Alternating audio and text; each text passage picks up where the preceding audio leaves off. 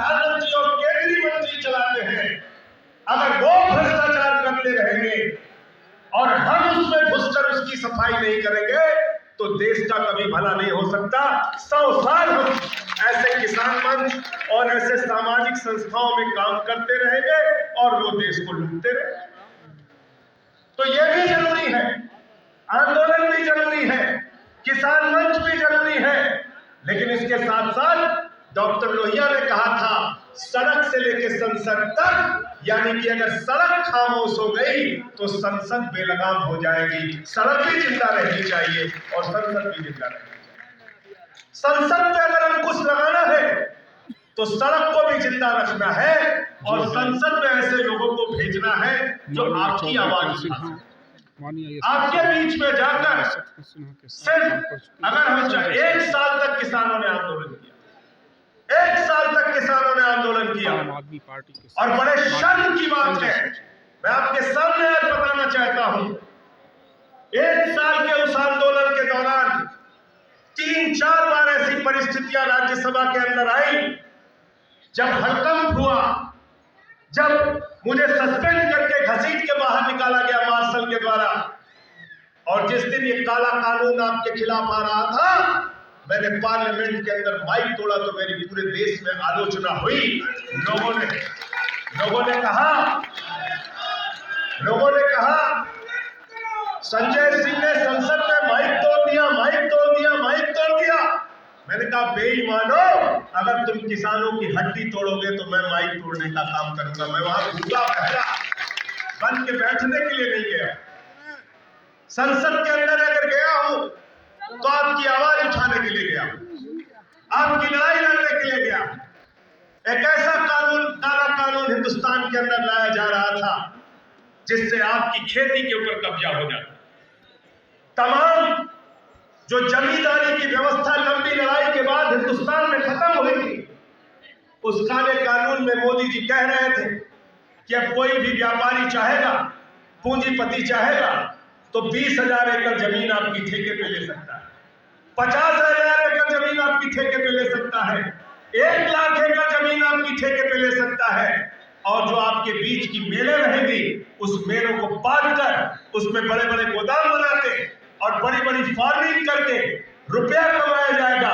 और 3 साल और 4 साल के कॉन्ट्रैक्ट खत्म होने के बाद जब आप जाएंगे उस अडानी के पास, अंबानी के पास, बड़े बड़े पूंजीपति के पास कि भैया हमारा जो खेत लिए थे हमको वापस दे दो, तो कहिए कि जहां है पेट ढूंढ लो, जहां तुम्हारा खेत है खोज लो, क्योंकि उसके ऊपर तो मेरे तो सपाट कर दी गई, वहां तो नाले बन गए, वहां बड़े बड़े गोदाम बन गए, बड़े बड़ी बिल्डिंगें और घर बन गए। आपकी खेती पे कब्जा करने की साजिश थी, इस कानून में एमएसपी की व्यवस्था को खत्म करने की साजिश थी। 1 साल आपको बताया गया आपका अनाज सरकार अधिक मात्रा में खरीद रही है, एमएसपी दे रही है, किसानों चिंता किस बात की है? इस बार खरीद कम कर दी गई और ये लगातार कम की जाएगी। आपसे प्रधानमंत्री जी जब मुख्यमंत्री थे तो कहते थे स्वामीनाथन आयोग की रिपोर्ट लागू करेंगे, स्वामीनाथन आयोग की रिपोर्ट लागू करेंगे। लेकिन जब देश के प्रधानमंत्री बन गए तो स्वामीनाथन आयोग की रिपोर्ट कूड़ेदान में चली गई, कूड़ेदान में चली गई। मैं आज इस किसान मंच के माध्यम से, राष्ट्रीय किसान मंच के माध्यम से आह्वान करता हूं आप सबका कि ये C2 + 50% यानी लागत मूल्य निर्धारित करने का जो तरीका स्वामीनाथन आयोग की रिपोर्ट में बताया गया है, उसके ऊपर 50% का मुनाफा लगा के न्यूनतम समर्थन मूल्य एमएसपी किसानों को दी जाए।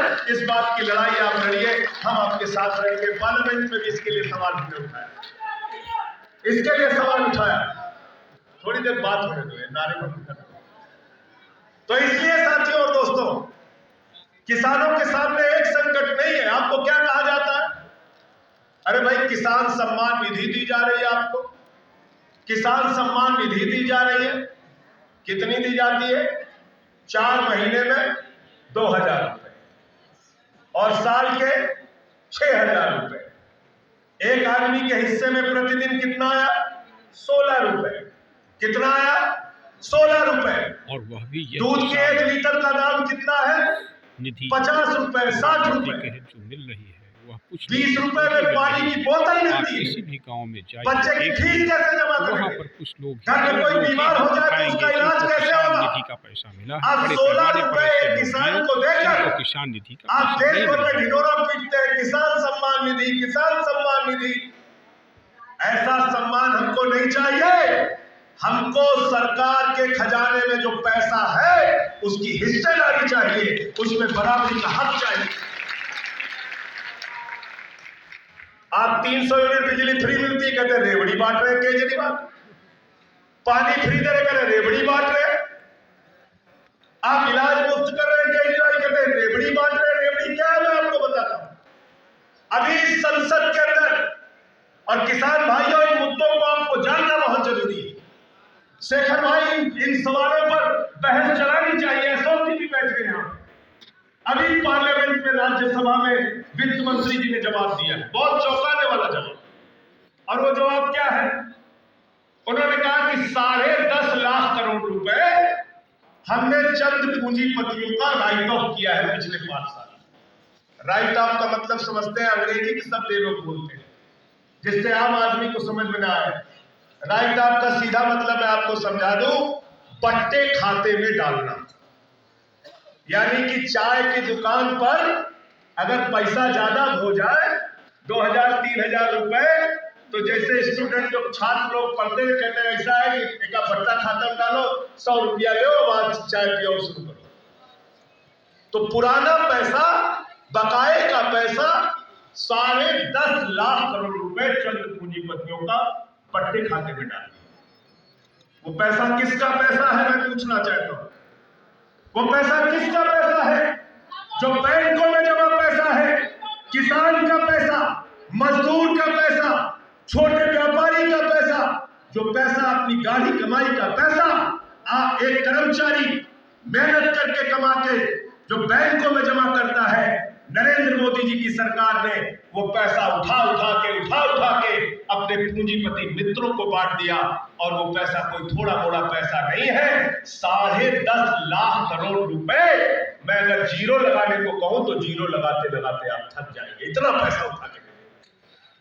आप अपने बच्चों के लिए स्कूल मांगते हैं, सरकार कहती है पैसा नहीं है। अस्पताल मांगते हैं, सरकार कहती है पैसा नहीं है। नौकरी मांगते हैं, सरकार कहती है पैसा नहीं है। फसल का दाम मांगते हैं, सरकार कहती है पैसा नहीं है। आप कहते हैं हमको पेंशन दे दो बुढ़ापे में, सरकार कहती है पैसा नहीं है। ये पैसा गया कहां? ये पैसा इन चंद पूंजीपति मित्रों के ऊपर सरकार ने लुटा दिया। राष्ट्रीय किसान मंच के लोगों इसका हिसाब मांगिए और बार बार पूछिए। मैं राज्यसभा में वित्त मंत्री का वो जवाब आपको दूंगा। पूछिए उनसे। एक सवाल और पूछा गया कि ये जो 10.5 लाख रुपए तुमने माफ किया है, ये किसका है? नाम तो बता दो। तो हमारे यहां भारतीय परंपरा में पत्नियां अपने पति का नाम नहीं लेती है ना। ऐसी हमारी मोदी जी की सरकार है। वो पूंजीपतियों की पतिव्रता पत्नी है, वो नाम नहीं लेते। उनसे पूछा गया नाम तो बताओ किसका पैसा माफ किया तुमने? अरे 1000, 10,000, लाख, 2 लाख नहीं, करोड़, 2 करोड़ भी नहीं, 10.5 लाख करोड़ रुपए तुमने माफ कर दिया, नाम तो बता दो। तो कहने लगे नाम नहीं बताए। अगर शेखर दीक्षित जी का 2 लाख रुपए बैंक का कर्जा हो तो पूरे गांव में इनकी बेइज्जती की जाएगी, बैंक के सामने इनका नाम चस्पा कर दिया जाएगा। संजय सिंह का अगर 5 लाख रुपए का कर्जा बाकी हो तो पूरे इलाके में, पूरे मोहल्ले में मेरी बेइज्जती की जाएगी। बैंक वाले डुगडुगी पिटवा के, तहसीलदार आएगा मुझे कालर पकड़ के हवालात में बंद कर देगा। अगर हमारे किसान भाई का 20,000 रुपए का भी कर्जा बाकी होगा तो उसका कॉलर पकड़ के तहसील के हवालात में बंद कर दिया जाता है।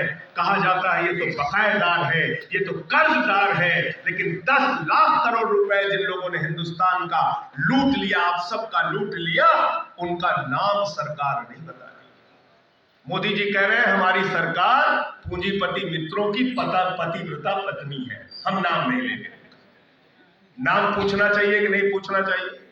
पूछना चाहिए कि नहीं पूछना चाहिए? इनसे साफ नाम पूछिए, नाम तो पता कीजिए। मुझे एक बैंक वाले ने अपना नाम नहीं बताने की शर्त पे कुछ लोगों के नाम बताए, और आप सुनेंगे तो हैरान हो जाएंगे। एक कंपनी है आधुनिक मेटेलिक लिमिटेड, 5,371 करोड़ रुपए का कर्जा इनके ऊपर था। 410 करोड़ रुपए इन्होंने जमा किया, 4,961 करोड़ रुपए इनका माफ कर दिया। कितना? 4,961 करोड़ रुपए। एक कंपनी है आलोक इंडस्ट्रीज लिमिटेड, 29,000 करोड़ रुपए का कर्जा इनके ऊपर था। 5,000 करोड़ रुपए इन्होंने जमा किया, 24,000 करोड़ रुपए इनका माफ कर दिया। एक कंपनी है एमटेक ऑटो लिमिटेड, 12,000 करोड़ रुपए का कर्जा इनके ऊपर था। 2,000 करोड़ रुपए इन्होंने जमा किया, 10,000 करोड़ रुपए इनका माफ। और ये 10,000 रुपया नहीं, 10,000 करोड़, 10,000 करोड़, सुनिए। और ये टोटल इनका जो कंपनियों का है, मैं लिस्ट भी इसकी दे दूंगा, 5,44,434 करोड़ रुपए चंद कंपनियों की लिस्ट मुझे मिली है, इनका पैसा बाकी था। और इसमें से 1,90,000 करोड़ रुपए इन लोगों ने जमा किया और 3,53,000 करोड़ रुपए इनका माफ कर दिया गया। ये सेटलमेंट हुआ, माफ किया गया 3.5 लाख करोड़ रुपए। आपके बच्चे के लिए, स्कूल के लिए सरकार के पास पैसा नहीं है, मिड डे मील के लिए पैसा नहीं है, अस्पताल में दवाओं के लिए पैसा नहीं है। खून के आंसू रोने पड़ते हैं आपको अपना अगर किसान सम्मान निधि भी पाना है तो उसके लिए भी रिश्वत देनी पड़ती है, बार बार के चक्कर काटने पड़ते हैं। लेकिन चंद बेईमानों ने इस देश को जो लूटा है, इनसे सवाल कौन पूछेगा? हम और आप पूछेंगे, और तब पूछेंगे जब आपके बीच के भाई विधानसभा और संसद के अंदर और राज्यसभा में पहुंचेंगे, तब इनसे सवाल पूछेंगे। अकेले कब तक सवाल हम पूछते रहेंगे? ये तो बेईमानों की संख्या बहुत बढ़ गई है, बहुत बढ़ गई है साथियों। आज चाइना हमारे सीमाओं में घुसपैठ कर रहा है, उसकी चर्चा नहीं होती। प्रधानमंत्री जी कहते हैं लाल आंख दिखानी चाहिए, लाल आंख दिखानी चाहिए। कहां है मोदी जी आपकी लाल आंख? पहले डोकलाम होता है चीन की घुसपैठ, फिर गलवान होता है चीन की घुसपैठ, हमारे 20 जवानों की शहादत होती है गलवान में, फिर तवांग में घुसपैठ होती है। और जब हमारे 20 जवानों की शहादत हुई तो भारतीय जनता पार्टी के लोग घूम घूम के नारे लगा रहे थे और ड्रामे कर रहे थे, चीनी सामानों का बहिष्कार करेंगे, चीनी कंपनियों पे प्रतिबंध लगाएंगे। आपको मालूम है अशोक भाई कितना चीनी कंपनियों के साथ व्यापार किया इन्होंने? 2020-21 में गलवान के बाद चीन के साथ जो हमारा आयात हुआ, पहले साल 5 लाख करोड़ रुपए, और उसके बाद बोले, फिर से जब उन्होंने आंख दिखाई तो बोले अभी व्यापार कम है। इस साल का व्यापार है $97 बिलियन, यानी कि लगभग 7.25 लाख करोड़ रुपए का हम आयात कर रहे हैं। हम उनको मिसाइल बनाने का पैसा दे रहे हैं, हम उनको तोप बनाने का पैसा दे रहे हैं, हम उनको अपने ऊपर हमले करने के लिए पैसा दे रहे हैं कि आओ हमारे देश के अंदर घुसपैठ करो और हमले करो। ये इस देश की सरकार की सच्चाई। लेकिन इन सब के बाद मुझे अफसोस के साथ ये कहना पड़ रहा है कि इस देश के अंदर बेरोजगारी के सवाल पे चर्चा नहीं होती, शिक्षा के सवाल पे चर्चा नहीं होती, बिजली पानी के सवाल पर चर्चा नहीं होती, किसानों के फसल के दाम के सवाल पे चर्चा नहीं होती। पिछले कई दिनों से टीवी चैनल पे चर्चा क्या चल रही है? भगवा कपड़े में डांस कैसे हो, भगवा कपड़े में डांस कैसे हो। सोशल मीडिया वाले निकाल रहे हैं कि बीजेपी के तो तीनों सांसद भगवा कपड़े में डांस कर करके हीरोइनों के साथ उनका डांस का कार्यक्रम चल रहा है। ये मुद्दा है देश का, ये विषय है। भगवा कपड़े का पहनने वाले चिन्मयानंद को हम लोगों ने नहीं देखा। भगवा कपड़े में इसी उत्तर प्रदेश में हमारे मुख्यमंत्री योगी आदित्यनाथ जी घूमते हैं। एक कार्यक्रम में गए हरदोई या सीतापुर में, कहां पे, वहां पर लैट्रिन भगवा कलर के बनाए, बताइए, टॉयलेट भगवा कलर के बनाए, ये हो रहा है। और हमसे कहते हैं भगवा का सम्मान कीजिए। अरे भगवा का सम्मान कम से कम भाजपाइयों से हम लोगों को नहीं सीखना, बिल्कुल नहीं सीखना। हम भारतीय संस्कृति में यकीन रखते हैं, भारतीय सभ्यता में यकीन रखते हैं, गंगा जमुनी तहजीब में यकीन रखते हैं। और ये वो मुल्क है जहां बिस्मिल्लाह खान की सहनाई संकट मोचन के मंदिर में गूंजती है। ये वो मुल्क है जहां मलिक मोहम्मद जायसी पद्मावत लिखते हैं। ये वो मुल्क है जहां रसखान को पढ़कर हम भगवान कृष्ण के बारे में जानते हैं। और ये मुल्क है जहां मोहम्मद रफी गाना गाते हैं, सुख के सब साथी दुख में न होए, मेरे राम तेरा नाम एक सांचा दूजा न होए। ये वो है। हम मिली जुली संस्कृति के देश हैं, हम भाईचारे से रहना चाहते हैं, हम लड़ना नहीं चाहते आपस में। मारकाट की राजनीति में हमारी कोई रुचि नहीं है, लेकिन दिन रात झगड़े की राजनीति, मारकाट की राजनीति, असली मुद्दों से ध्यान भटकाने की राजनीति। तो मैं तो आप सब लोगों से एक ही अनुरोध करना चाहता हूं कि जिस नेता के नाम पर आप ये मंच चला रहे हैं, स्वर्गीय विश्वनाथ प्रताप सिंह जी, मैं तो ये कहूंगा कि गौतम बुद्ध की परंपरा को अगर हिंदुस्तान की राजनीति में किसी ने आगे बढ़ाने का काम किया तो उस व्यक्ति का नाम है स्वर्गीय विश्वनाथ प्रताप सिंह।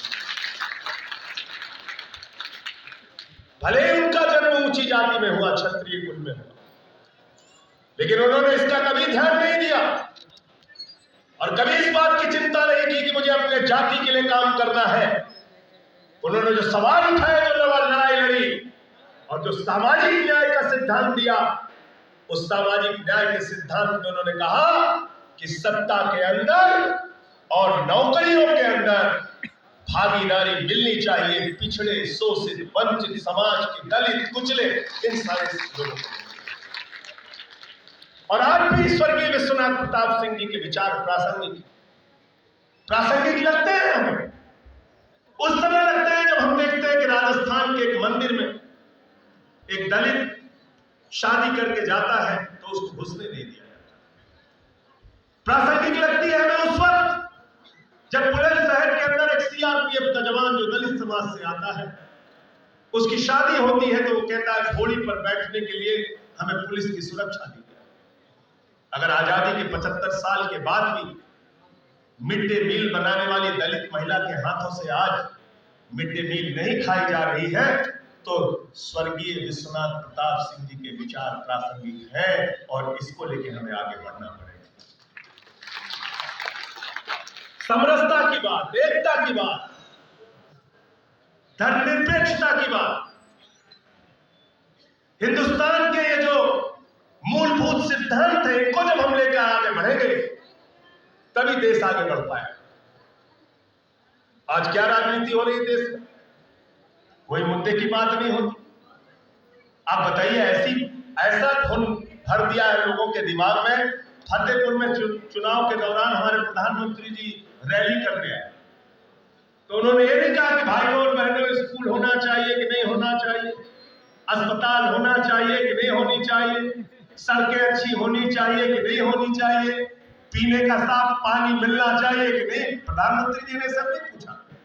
हमारे देश का प्रधानमंत्री, उसकी आप सोच देखिए, हमारे प्रधानमंत्री की विकास की धारणा देखिए, हमारे प्रधानमंत्री कितने विचारवान है, इसको देखिए आप।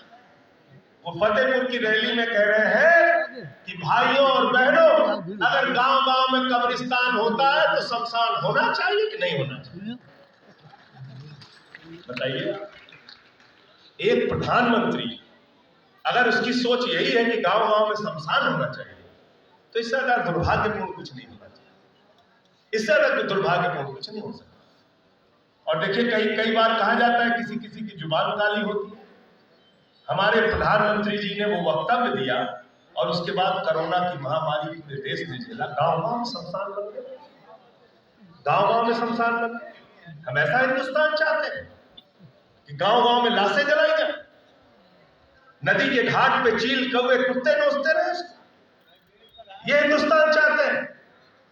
हमको शमशान नहीं चाहिए, हमको अपने फसल का दाम चाहिए और हमारे बच्चों के लिए अच्छी शिक्षा चाहिए, अस्पताल चाहिए, सड़कें चाहिए, बिजली चाहिए, पानी।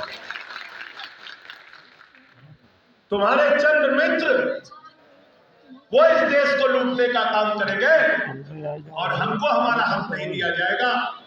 सवाल ये बना है, इन सवालों पे हमें लड़ाई लड़नी और लंबी लड़ाई के लिए तैयार रहना। आज सत्ता से सवाल पूछने का साहस खत्म हो गया। ऐसे काम ये सरकार करती जा रही है जिसमें कोई इनसे सवाल नहीं कर सकता, कोई इनसे पूछ नहीं सकता कि आप ऐसा क्यों कर रहे हैं, क्योंकि कुछ भी आप पूछते रहिए, हर चीज में एक ही चीज, हिंदू मुसलमान, हिंदू मुसलमान, हिंदू मुसलमान। और इससे ना हिंदुओं का भला हो रहा है, ना मुसलमानों का भला हो रहा है, ना इस देश का भला हो रहा है। इसलिए मैं आज इस राष्ट्रीय किसान मंच के सम्मेलन में आके गदगद हूं, बहुत खुश हूं और आभारी हूं शेखर दीक्षित जी का कि आज उन्होंने यहाँ पर मुझे आमंत्रित किया, बुलाया। मेरा आज पार्टी के राष्ट्रीय परिषद का सम्मेलन था, मैंने अरविंद जी से इजाजत ली। मैंने कहा किसानों का सवाल है, जाना बहुत जरूरी है, और बीच में कार्यक्रम छोड़ के मैं आपके बीच में शामिल होने के लिए आया। आपने मुझे यहाँ पर बुलाया, इतना सम्मान दिया, बहुत बहुत आभार आपका, बहुत बहुत शुक्रिया। और मैं आपके आगे के किसी आंदोलन में, किसी सम्मेलन में, जब भी आप कभी आमंत्रित करेंगे, बुलाएंगे, आपके साथ कंधे से कंधा मिलाकर चलूंगा। मेरा सिर्फ एक ही कहना है, बड़े सवालों पर हमें इकट्ठा होना पड़ेगा, बड़े सवालों पर सरकार से दो हाथ भी करना पड़ेगा, बड़े सवालों पर उनसे जवाब मांगना पड़ेगा। आप सबका बहुत बहुत आभार, धन्यवाद। जय हिंद। ये है माननीय संजय सिंह जी, आम आदमी पार्टी के सांसद, जिन्होंने कदम कदम पर किरण सिन्हा, यशवंत सिन्हा, शत्रुघ्न सिन्हा का साथ दिया है और बनारस में भी शत्रुघ्न सिन्हा, यशवंत सिन्हा, माननीय किरण सिन्हा जी को बुलाने का काम किया। और इतना ही नहीं, इन्होंने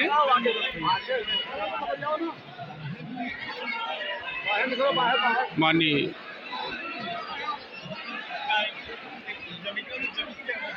ये बाहर निकलते हुए सभी साथीगण, भयंकर भीड़, और उत्तर प्रदेश की राजधानी लखनऊ के रविंद्रालय से में आयोजित ये कार्यक्रम राष्ट्रीय किसान मंच के तत्वाधान में, जिसमें तमाम किसान साथी रहे, चौधरी किरण सिन्हा ब्रिगेड के साथीगण, जिनमें है गजब का उत्साह। इसी लखनऊ लोकसभा क्षेत्र से चुनाव लड़ेंगी 2024 में माननीय श्रीमती चौधरी किरण सिन्हा, राष्ट्रीय अध्यक्ष जनता दल आई। पटना से भी चुनाव लड़ेंगी माननीय किरण सिन्हा जी, राष्ट्रीय अध्यक्ष जनता दल आई। और काफ़ी कुछ संभावनाएं हैं कि ये संजय सिंह जी माननीय किरण सिन्हा जी को जिताते हुए नजर आएंगे, क्योंकि पिछले 2022 के लोकसभा चुनाव में ये माननीय संजय सिंह, सांसद आम आदमी पार्टी, राष्ट्रपति के चुनाव में श्री यशवंत सिन्हा को चुनाव लड़ाने में विशेष भूमिका निभाई। यह माननीय संजय सिंह जी निकलते हुए कार्यालय से, रविंद्रालय से निकलते हुए ये धन्यवाद अदा करते हुए हमारे पदाधिकारियों का, कार्यकर्ताओं का बहुत बहुत शुक्रगुजार। शेखर दीक्षित जी, जिन्होंने धन्यवाद दिया हुआ है। कार्यक्रम के लिए सभी साथियों को जय हिंद, जय संपूर्ण क्रांति, जयप्रकाश, बहुत बहुत बधाई, जय सुभाष धन्यवाद। और कार्यक्रम का समापन यहीं पर हो रहा है। धन्यवाद।